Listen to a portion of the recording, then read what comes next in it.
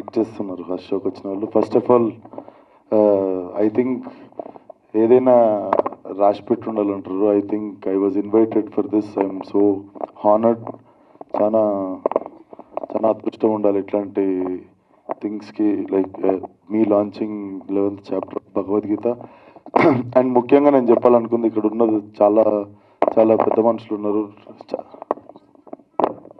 ఇక్కడ చాలామంది పెద్ద మనుషులు ఉన్నారు. అమర్యాదగా కళ్ళద్దాలు పెట్టుకున్నట్టు అనిపిస్తుంది. నాకు కంజక్టివిటీస్ ఇంకా తగ్గలేదు, సో అందుకే పెట్టుకున్నాను. ఆర్ఎల్స్ అసలు కళ్ళద్దాలు పెట్టుకునే ఉద్దేశం లేదు.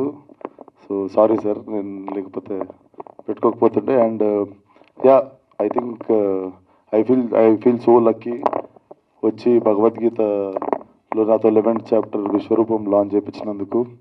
అండ్ ఆల్సో ఇది ఎస్పెషల్లీ నాలాంటి వాళ్ళకి చాలా అవసరం ఇది. ఎందుకంటే నాకు రీడింగ్ హ్యాబిట్ లేదు. ఓన్లీ నేను నా సినిమా కథలు చదువుతుంటా.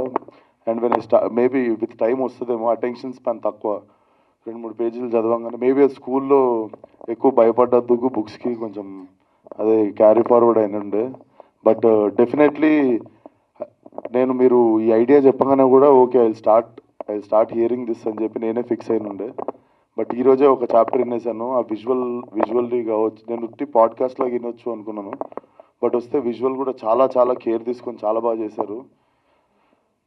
చాలా ఈజీగా మనం తెలుసుకోవచ్చు. ఎప్పటి నుండో అనుకుంటుండే చదవాలి భగవద్గీత అని, లేకపోతే but this is like very easy way. Thank you so much for keeping this available for like present generation sir.